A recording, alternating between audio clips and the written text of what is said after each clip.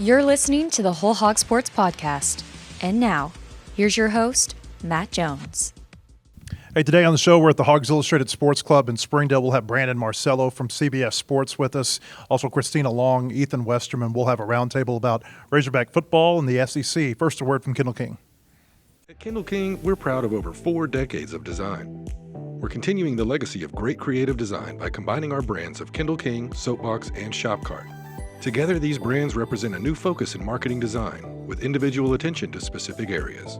Through our design expertise supported by a team of talented professionals, we showcase our best. We are Kendall King, we are Soapbox, we are Shopcart, we are design. Hey, everybody. How you doing? It's good to see everybody. Brandon, this is a nice suit, man. I didn't know you were wearing all blue suit. Yeah. You wore mine. I was trying to find something neutral, but it's not Notre Dame blue, so it's good. Okay, so before we get started here, you made a few headlines earlier this week with some comments about Bobby Petrino. I want to give you a chance to just kind of address that, and you addressed it on Twitter. What do you got to say about it? I stand by my reporting. I've been doing this for 17 years, and when I'm wrong, I issue a correction. And I know Bobby Petrino's had some friends go on the radio and defend him and speak for him. All right. Let's get to the. So Bobby's been on the phone. There you go. Let's get to talking about the Razorbacks, college football as a whole. There's a lot of talk right now about Sam Pittman. Does he survive the season? If he does he make it back next season? We've seen teams, Virginia Tech, UCLA, Oklahoma State, they've already made coaching changes. Brandon, we'll start with you. What are the benefits to making a coaching change in season? Like, is there a benefit to being out ahead of everybody else and maybe getting in line, being able to talk with coaches? And then what are the drawbacks to that? Yeah, I don't see much positive for a program these days, because when you do it early in the season, all it does is it opens the transfer portal for your team for 30 days. So anybody at those programs with fire coaches, they can enter the portal. Now, they can't go somewhere else and play this season, but it allows your players an extra 30 days to go, I don't like this situation. I don't know who my head coach is going to be. And a lot of them could leave. The other problem is that these schools are not going to be able to hire a new head coach in the next 30 days. They're most likely going to have to wait until after the season. So I think from the feedback I've gotten from people at UCLA and especially at Virginia Tech is that maybe it was the best thing because those coaches had completely lost the program. They were both 0-3, losing some very bad games against opponents that are much lower than them. But the unintended consequence of that is now they're having to re-recruit every single player on their roster, and they're also having to get their ducks in a row as far as preparing to go hire a head coach. So, for example, Virginia Tech, on September 30th, here in 5 days, they're sending a proposal in front of their Board of Trustees, which I think they actually call the Board of Visitors, to increase their athletics budget by an average of $50 million a year so they can help entice a new coach to come there and say, hey, we're real serious about football and putting more money into it. But again, that's a situation where you're doing that now, but you're not going to be able to hire a coach until November, December, because a lot of the coaches are obviously still coaching, and they're not going to leave in the middle of the season, especially if it's a head coach. They're not going to do so till the end of the year. So I've been hearing more or less, like, unless you just know that the coach has, like, lost your program and you're just suffering really embarrassing losses, you probably shouldn't be firing a head coach in the middle of a season anymore. So I think, for example, at Florida with Billy Napier, that's one of the reasons why he wasn't let go after the Miami game this past weekend. They're on a bye week. A lot of people thought, hey, it makes sense. Get rid of them, bye week, get everything together. No, they don't want to risk all of that at this point early in the season. They've got a second bye week later in the year. Maybe they do something then, but what do you gain firing a head coach at this point in the year? Maybe a few extra ticket sales or something like that. It's just not worth it when it comes to the health of your program in the future. I'll localize this for Christina and Ethan. With Hunter Yurachek, the feeling I get is that he does not want to make a coaching change in season unless things are going absolutely terribly. And terrible is there's a lot of ambiguity to that. What is terrible to you? It may not be terrible to somebody else, but it just feels like there's a difference between what's happened at the programs that Brandon was talking about and being a couple of plays away potentially from being undefeated. Well, that's exactly right. And I think, like you said, terrible is a relative term. So people are feeling bad right now after a loss to Memphis. But the loss they took to Memphis and the loss they took to Ole Miss, those are not the same as what we saw UCLA, Virginia Tech, and Oklahoma State have before they dismissed their coaches midseason. It just isn't the same thing. They were uncompetitive in those games, and that has not been the case for Arkansas. So I think that's where you get to, like Brandon was saying, the situation where it doesn't benefit you that much unless you know that the program is lost, and you kind of want to send the message to your people, okay, yes, we're going to do something about it. Because the only thing about waiting to the end of the season is then you have all season of rumor mill stuff, angst, people wondering, will they, won't they? But if you can just, get all of that behind you, if you can just kind of set aside the, coaches love to talk about putting aside outside noise. If you can put that aside and get through the season and get to the point where it makes more sense for you to make that kind of move, then you do it. If you really feel like you need to send the message, then sure. But I think now, like Brandon said, in this current era, that's just kind of a relic of the previous era to me, is the midseason, especially the bye week firing. And I think you can even think about the last time that Arkansas made a coaching change. It was because Chad Morris's teams were already lost. I mean, it was like they were getting run off the field by Western Kentucky, suffered some really terrible losses. I think that's the instance where, and obviously college football's changed since then too, where with this transfer portal period of 30 days. But I mean, at that point, it was like, what difference does this do other than getting a little bit of a head start? That was close to the end of the year. I think Barry Lunny was interim for maybe 2 games. But I think that's the type of situation that for Arkansas it makes sense. Not right now, just a few games into the season. You think about the last time Arkansas went over 500 in SEC play was 2015, and that team started with losses to Toledo and Texas Tech. I think 1-3 was their start. I'm not saying this team's going to turn it around like that one did, but I think you do allow a little bit of a grace period, especially whenever you've been competitive in losses. I mean, they're a few plays away from a totally different outcome. Brandon, when we look at Arkansas losing to Memphis, here we have a tendency to analyze it because we watched every play. We watched the 18-point lead. We watched how everything unfolded. Nationally, it didn't feel like it was that big of a surprise to people to see Memphis beat Arkansas. No, but the way they lost was a bit of a surprise because, I mean, how often do you see in back-to-back weeks a team driving into the red zone to either take the lead and maybe ice the game and they fumble it away? And I said this previously, I think this week, or maybe last week actually. It was last week. Whenever you have a team where there's one area that you're really relying on to win games, which is Arkansas's offense, and the defense is struggling to kind of catch up, at some point if you put too much pressure on one facet to keep delivering, they're going to make a mistake at some point. And I think that's what you saw these last 2 weeks in inopportune situations when everything's magnified, when you fumble the ball there late. What really hurt Arkansas in the second half was not being able to really score. Again, they lean on the offense. You build that 18-point lead, and the offense scored, 3 points in the second half against Memphis. But you also need a defense to play 4 quarters as well. But it's very clear Arkansas' strength is offense. Their defense is struggling right now. They went into this year and knew that they had some concerns at linebacker, depth along the defensive line. And that's going to prove itself out potentially, and we've seen it already, late in games, especially if your offense is unable to stay on the field after starting off hot.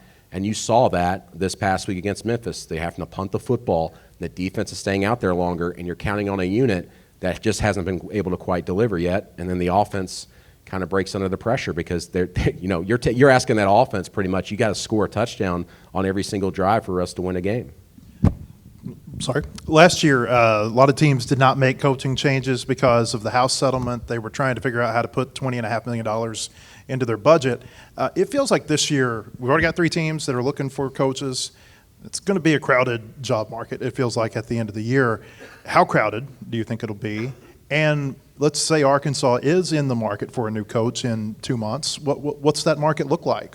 It'll be very crowded. There was no coaching changes in the SEC last year. That's only happened 3 times this century. There were not a lot of coaching changes in the Power 4 last year.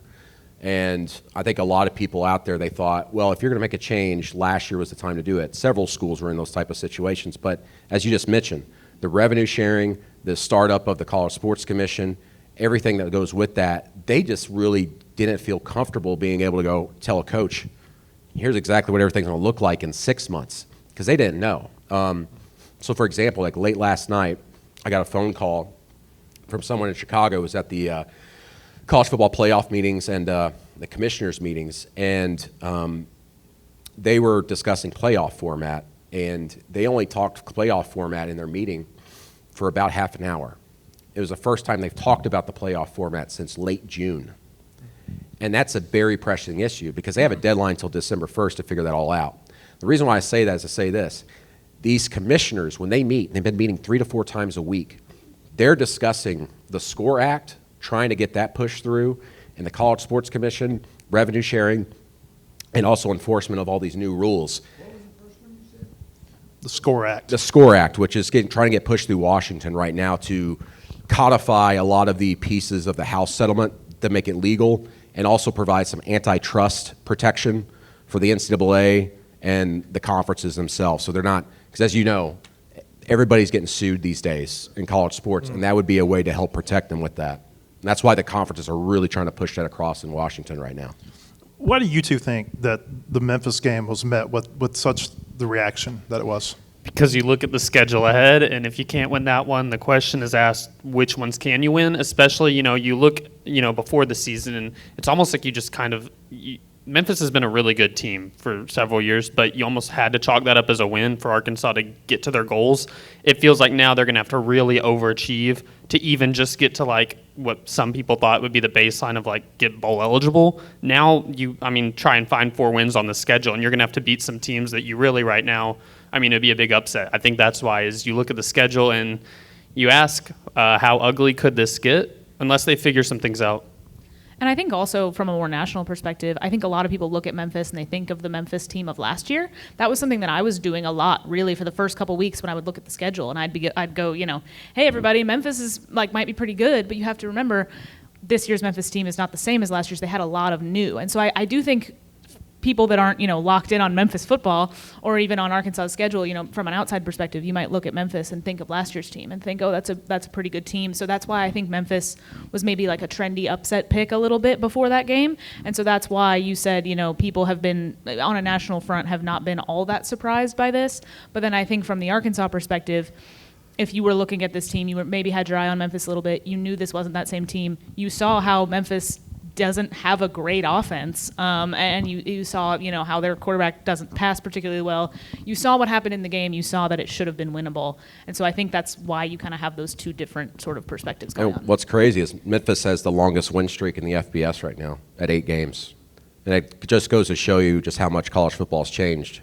The days of a program winning 19, 20 straight games, those are over. You're not going to see that very often, and then also. The American Conference is by far the best group of 6 conference this year. You've seen what USF has done. They've beaten Florida on the road. They got nationally ranked. They blew out Boise State in their season opener. Tulane has been very good. They just lost their first game on the road at Ole Miss after beating Duke themselves. And then Memphis beating an SEC team. In fact, I think the American Conference has beaten 2 or 3 SEC teams this year. So college football in a lot of ways is evened out, especially among the teams in the middle all the way down through the group of 6. Does Memphis look like the playoff front runner from the group of 6? They'll be there. I think the front runners all are in the American, and it'll be Tulane or USF or Memphis.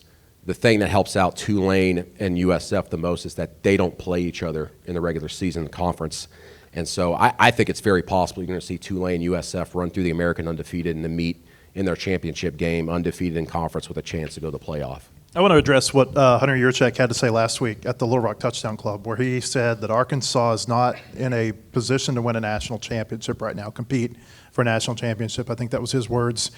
When you heard that, Christina, you were surprised that, as you told me, that he would say the quiet part out loud. That's the thing. I think, and we discussed this on our podcast, where I appreciate the honesty. I am surprised at the honesty. Not because of Hunter. I mean, we discussed this. That's kind of Hunter Yurchek's style. He's going to tell you what he is thinking. He's going to be pretty honest, which, especially from a media perspective, I appreciate. I'm just always surprised when I see the lack of positive spin on it, the way that you would see, I think, a lot of ADs take. But I mean, at the same time, I think people had a strong reaction to that, because I think a lot of times fans feel they're being blamed for that situation. And I don't know, I don't necessarily think that's what he means, but I think when they look at things that he's said in the past, I think it was last year at the Touchdown Club when he specifically cited Ole Miss's collective and how much more money Ole Miss had. And, when he was talking specifically about collectives, fans had a really strong negative reaction to that. And I think it's because they feel that they are being blamed for Arkansas's problems, and they look at him as, but you're supposed to you're supposed to be the person getting the resources. And so I think that's where a lot of the negative response comes from. And so that's why I was a little surprised to see them take that tact toward talking about this issue. At Kindle King, we're proud of over 4 decades of design. We're continuing the legacy of great creative design by combining our brands of Kindle King, Soapbox, and Shopcart. Together, these brands represent a new focus in marketing design with individual attention to specific areas. Through our design expertise supported by a team of talented professionals, we showcase our best. We are Kindle King, we are Soapbox, we are Shopcart, we are design. Hey, welcome back here to the Hawgs Illustrated Sports Club. I want to tell you about our friends at Bentonville Glass. They've been serving their community since 1971, committed, professional, and versatile. If you're looking for a quality leader in Northwest Arkansas or looking for skilled craftsmanship, look no further than Bentonville Glass for all your glass market needs with the highest quality products. You can go by and see them now at 507 South Main in Bentonville or online at bentonvilleglass.com. Let's go back to our panel now here in Springdale. Brandon, how much do you think finances play into teams that are competing at the highest level every year? Arkansas, they're at least 14th in the SEC in staff pay. We know they're ahead of Mississippi State. We think they're ahead of Vanderbilt, but Vanderbilt's a private school. We don't know for sure. How big of a factor is that? It's not so much staff pay, it's how much you're going to spend on your roster. And I know a lot of fans don't want to hear that, but the best teams are usually the richest teams. You see Texas Tech this year. They have a billionaire booster by name of Cody Campbell, who's trying to tweak some of this stuff in the SCORE Act. He's got a lot of influence in Washington. He's an oil man, a lot of business sense, and he's helped be a big part of them putting in $55 million into their athletics department just in NIL for this calendar year, with most of that going to football on top of the $20.5 million in revenue sharing. And that's why Tech's got a loaded roster, is now the Big 12 favorite. Ohio State last year. There's not a lot of programs out there that are going to be able to make a run in the college football playoff unless they're spending money through NIL in addition to revenue share. That's a big reason why SMU was able to make the college football playoff the way they did last year. They spent a lot of money to get players from Power 5 conferences as transfers, and they paid them up very, very well. If you're not spending good money and doing so on the up and up, and you can not get away with it, but you're doing it legally in this new system, you're going to be destined to be right in the middle of the pack, if not lower. That's just how it is now. Yurchek talked last week about the so-called third lane, the lane without enforcement. What is the enforcement? Like what is the penalty for cheating right now? There are no penalties. I mean, and that's the thing. The College Sports Commission was put in place to oversee the House settlement terms and to enforce them. The problem is they don't have a penalty structure installed yet. In fact, as of three weeks ago, they had 4 employees overseeing all the power conferences and any other conferences and schools that opt into the House settlement. So can you imagine 4 or 5 employees overseeing individually every single NIL deal that gets filed to them over $600? That's over 3,000 NIL deals they've had to look over with their own hands and eyes. It's a problem. So they haven't even had time to think about what kind of penalty structure are we going to have in this. Athletic directors and commissioners out there will tell you, well, our hope is that we have a pretty strong penalty structure that has some teeth so that when someone does get hit with something, everybody else is going to go, oh, okay, we can't do it that way anymore. But again, much like the NCAA, there's no teeth to anything right now. If you are a football program right now, Texas Tech was wise to this. You have an opportunity here to go win a championship and go spend some money and not have to be tied to all these rules, because there's not a lot of enforcement going on, and there probably won't be until at least next year. Ethan, we can all talk about big picture stuff. The coaching staff's job this week is hard because they've got to keep the players focused on the task at hand. And maybe that's easy with Notre Dame coming in. I mean, it's the first time they've ever played Notre Dame, and that's always a big – doesn't matter what Notre Dame's record is or your record is, it's always a big game. Well, what's the feeling been there this week? Yeah, I mean, I know a lot of players will delete social media during a season, and I actually believe them that they do. But I also think that with kind of the way it's been this week, it's pretty hard to avoid a lot of the chatter, I think. But they do, from what we've talked to players and whatnot, it seems like they do realize the opportunity ahead. It feels to me like this is like a real last chance. I say last chance. We're pretty early in the season, but to win over a fan base before a bye week. And I think that they do sense that this is an opportunity, that it's not just another logo coming into Fayetteville to play you, that this is a big-time program. If they're able to beat Notre Dame, I think that at least carries them through the bye weeks with some energy around the program and maybe a second breath going into, they've only played one conference game so far. They still got 7 more ahead. But I got the sense that they do view this as an opportunity. I think that it's more right now a matter of are they going to be able to perform better? I mean, it's one thing to keep a positive attitude over and over, but whenever things just keep on going poorly and you aren't making those improvements, that's whenever I think it starts to wear away a little bit, and you see some of that positivity die. And eventually, I think back to 2 years ago, Arkansas's team, they kept on being close in games. They finished with 4 wins, and they got to a point where finally they weren't close. They were getting blown out by Auburn, getting blown out by Missouri, and that's whenever it's just you've lost your team. And I think that this team has some veteran leadership on it. It's a matter of, are they going to be able to actually make those fixes right now and change the outcome? Because ultimately, losses pile up, and you have a chance of losing your team, I think. Brandon, Notre Dame's 1-2, but those 2 are by 4 points to a couple of teams that are in the top 10 this week. Miami on their home field, A&M scored at the end. Some controversy about that play where they scored their game winner. Why is Notre Dame in the position that it's in right now? And there have been a lot of people who have said that maybe Notre Dame can't overcome 0-2 and get to the playoff because they don't have the road to a conference championship like everyone else does. Do you buy that? I do a little bit, not to be too long-winded, but if they win out, they'll be in the conversation at 10-2 because they've potentially got a game coming up against USC, and USC, I think, could be a top 15, top 10 team by the time they play. Having said that, remember this offseason, the SEC really pushed to the CFP committee, we want new metrics to weigh strength of schedule more, which translation is we want a 3-loss team in the CFP from the SEC. That was their big argument last year with 9-3 Alabama and 9-3 South Carolina when SMU went in ahead of them despite them losing their conference championship game in the ACC and finishing with 2 losses. So I think in the potential here, if Notre Dame were to win out, you would see their argument be going against some 3-loss team potentially, whether it's in the SEC or maybe the Big Ten. I don't see it so much in the Big Ten because the SEC is just deeper from top to bottom. The schedules are a little bit tougher, but that's the issue Notre Dame would run into. But I don't see Notre Dame finishing 10-2 this year. The AP polls come under a little bit of fire this year, and part of it is because one of their voters made some, I would say, boneheaded comments about her ballot. But the Notre Dame's number 22, and there's a lot of people who why have they not dropped out of the poll? You've heard a lot this year about don't penalize teams for playing good teams and losing. Kind of, give us your thoughts on that balance. Yeah, I mean, it very much so, and this is what the SEC and others were really wanting. Don't penalize teams for losing against top-tier quality opponents.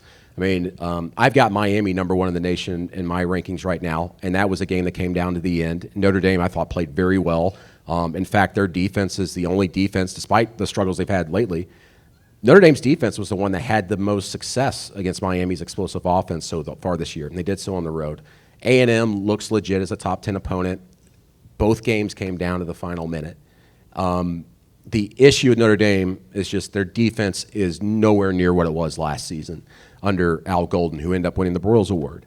And now they've got Chris Ash, and there's been a lot of criticism of him even getting hired there in the first place.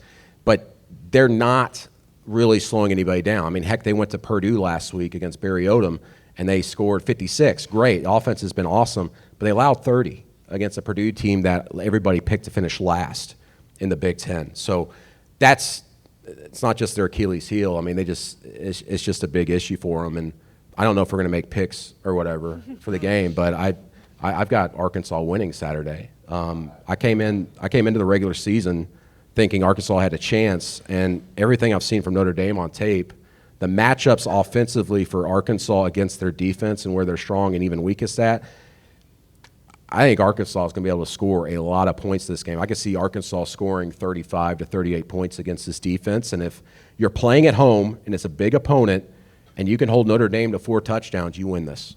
What's the dynamic? Because I'm sure you've been at some of these games. The dynamic when Notre Dame comes to town. Because remember when BYU came here a couple of years ago, you had a lot of people who were members of the Church of Latter-day Saints who this is an opportunity for them to see their team locally. I feel like it's probably a similar deal when Notre Dame comes to your campus. Yeah, I mean, it's a national brand. It's a national fan base. Everywhere they go, they travel. They'll gobble up tickets if they're on the secondary market. Maybe not as much as they would have, but they still will, especially that they're going somewhere that they've never been on a road game. They're a lot like BYU, like you said, because that's a huge fan base, a huge alumni base. There will be a lot of Notre Dame fans that find their way into Razorback Stadium, and it is a little bit different. I mean, I remember I was covering the was it the playoff semifinal game? Notre Dame won, and walking around following Marcus Freeman around, and the president of the school who the man of the collar or whatever, and it's just so weird seeing that, and they're just so calm and like they're excited, but they're like, yeah, this is great. This is a great win.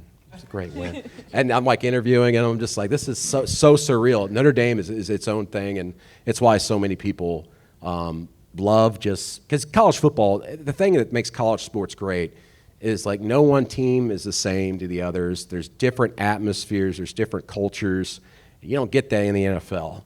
It's everything's cookie cutter. In this, you get different offenses, different defenses, different types of fan bases, and Notre Dame is one of those unique programs that everybody kind of gets drawn to because it's so different. What do you two think Arkansas has to do this weekend? Play better defense and honestly, like Brandon said, win the matchups against Notre Dame. Like if the offense can win those matchups, they're going to put up points. But right now, it's just can the defense stick in there too, because like Brandon also said earlier, I feel like there's just a lot of pressure on the offense where it almost feels like a 3-and-out is like it just feels larger than most 3-and-outs do this season because you're turning it back over to your defense, trusting them to get a stop. I mean, that can be a 14-point swing. So I think they've got to win the matchups. They've got to play well at home. They haven't really done that a lot in recent years. I know they had the Tennessee game last year, but they've got to find a way to get that energy at 11 a.m. and I think kind of try and put up some points early. And give your defense maybe a little bit of cushion to work with. I know they had a chance to this past weekend, and it felt like that non-offensive pass interference call really, turned the tide of that game a little bit. But I think they've got to start hot, and you've got to win the matchups. I think they also really need to play better offensively in the second half. Their 2 losses, they just kind of disappeared in the second half. You interviewed a Notre Dame reporter on our podcast this week, and he talked about how Notre Dame's defense has actually improved in second half so far. It has been able to limit opponents a little bit more than it did in the first. So they're going to have to do a lot more in the second half because they're going to have, like you said, they're going to have to score a lot. They can't afford to blink first is kind of the phrase I keep coming back to when I look at this Arkansas defense and this Arkansas offense. And I think when you talk about defensive improvement, we've been talking a lot about tackling and how it just doesn't look like they can wrap anybody up or bring anybody to the ground. But I think a big part of it, too, is Sam Pittman said they don't want their leading tacklers to be in the secondary. They have to do better in the front of the defense. And I think a lot of that comes to the linebackers in the middle of the defense because they just haven't gotten what they thought they were going to get from those guys in the middle. And they have to find a way to either compensate for that or get those guys to do a little bit more. And I think that's kind of where you need to start as far as the defense getting better. Arkansas needs to run the ball effectively in the second half and not abandon it, because you're going to put too much pressure on the defense if you have a drive that's even 6 plays and it's only a minute and a half because you're throwing the ball or something like that. You got to run the ball in the second half. What's the SEC race look like to you right now? It's up for grabs, man. I think there's, even though they lost, I really like Tennessee right now. They got a tough game going to Mississippi State this week. I think Georgia is the leader in the pack until they lose. LSU could be, but their offense has been surprisingly kind of like non-existent at times. Their quarterback, Garrett Nussmeier, has been dealing with an upper body injury all season. I don't know how much that's affecting him and how it's affecting what they call even offensively. But I think LSU's got a lot of load of potential there because their defense went night and day from last year. Their defense was historically bad if you look at the ratings that they had. And this year, it's legit maybe a top 5 defense. It's incredible the job they did in the portal this offseason. Not a big believer in Texas. I'm just not. I got a lot of coworkers who live in the state of Texas, and they're like, Arch Manning still got a chance here. He did pretty well last week. And I went, Sam Houston, dude. And he's over there in the end zone flexing against a guy who's going to be selling insurance here in a couple of years. I mean, let's see him do it in a big-time environment on the road. Their defense is pretty good, though, and they've got a favorable schedule. But I really like I'm saying pretty much everybody in the SEC, it sounds like, but I really like Georgia, LSU, and Tennessee. Let's see Bama do something on the road. South for OU, but if you've ever been to a game there, and I mean Arkansas fans have been in the Cotton Bowl several times, but the Red River is the crowd split 50-50, and depending on what side of the field you're on in one half to the other, you legit have momentum one half, and then the other you don't. And that game flips so quickly if your offense is just struggling a little bit when you don't have that momentum because of the crowd. So, but I still like OU in that matchup until Arch Manning shows me something. OU's defensive line is incredible. They had 10 sacks this past weekend against Auburn, and I was writing this story. I had all these great lines and everything, and I remember the NCAA called up to the press box about 3 hours after the game and goes, hey, we noticed something on tape. We're actually taking that down to 9 sacks. And I was like, no! Changed like all this stuff I had in my column, and but it was still a school record. They still had 9 sacks against a pretty good, not great, Auburn offensive line. But they've been doing that all year. I was there for the Michigan game. They made life difficult for Bryce Underwood. He could not throw the ball and feel comfortable back there. That defense is going to have to carry them. But they've got the receivers. They've got a running back and Traylon, but I just don't know because Mateer changed things for him. There's not many quarterbacks out there who are willing to run the ball 19 times to seal a win against Michigan and take big hits. And that's part of the reason why he broke his hand against Auburn. He's putting himself in those type of situations. You said the NCAA called, the SEC called too afterward with Isaiah Satania, former Purple Dog and Razorback. That play. How's Auburn supposed to feel when they lose a touchdown and the SEC says that touchdown shouldn't have been scored? You can imagine. I mean, I covered Auburn for 7 years, and they're one of the most passionate fan bases in America. I've always been, as a reporter, I always hated it when fans just harped on officiating all the time and everything. That was egregious. Like, they should be very angry. I mean, it took a touch. I mean, it gave OU a touchdown. If they called it, it's not only not a touchdown, but it's a 15-yard penalty, and OU most likely probably has to end up kicking a field goal or trying to go for it on 4th down. That's gigantic. You can't do that. Now, I think most people in here would say what goes around comes around with Auburn, right? What happened with Bo Nix in the game there about 5 years ago. Let's end with this. Anytime the SEC, they love to have their SEC network specials, and they had one this week with the 9-game conference schedule. We know the opponents. We don't know the dates. You'll have to check back for another SEC network special in December to know the dates. But let's start with you two, Christina and Ethan. What do you think about these teams that Arkansas has drawn and is Texas or is Arkansas going to Texas 2 years in a row? I saw. And Missouri's coming to Arkansas 2 years in a row. Weird. Yeah, that's not good. Anytime you have a schedule reset, we've seen this in baseball. It happens quite a bit. What do you think about the so-called permanent opponents, even though they're only permanent for 4 years? Missouri, Texas, and LSU.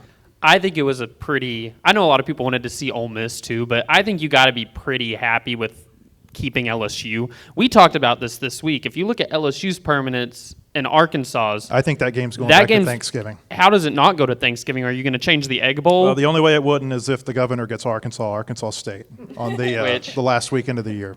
Whoop-de-doo, that would be a thriller. But no, it would.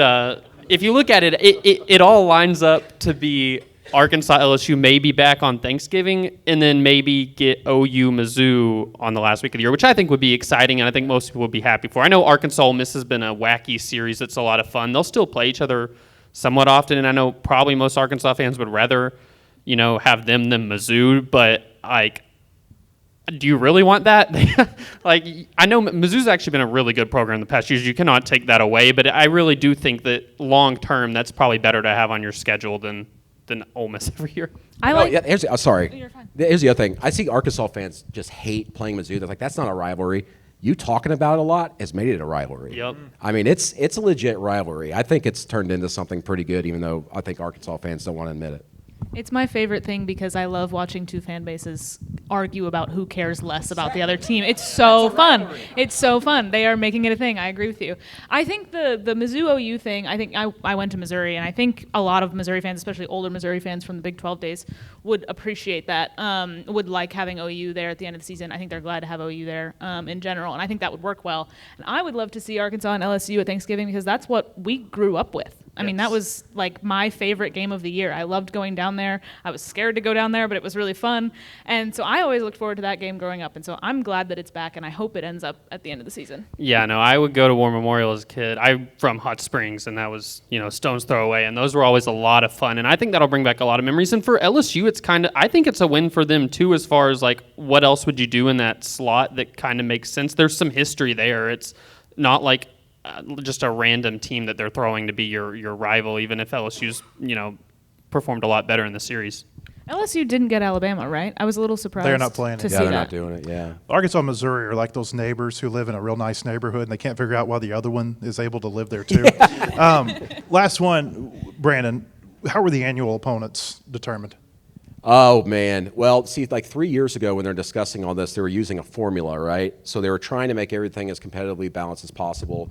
They were using a average rolling score 4 years of winning percentage. So they try to give everybody a schedule that also respected rivalries, but also gave you maybe a third opponent or a second opponent that would help even out your schedule, right? Well, one could argue that didn't necessarily happen for a couple of schools, but it's because they have two primary rivals in some instances. So, for example, Alabama, I mean, it's Alabama, so everybody that doesn't feel bad for them. They got a pretty tough schedule. But the other thing to keep in mind here is, and I actually broke this news. I broke it, even though other people were, anyway.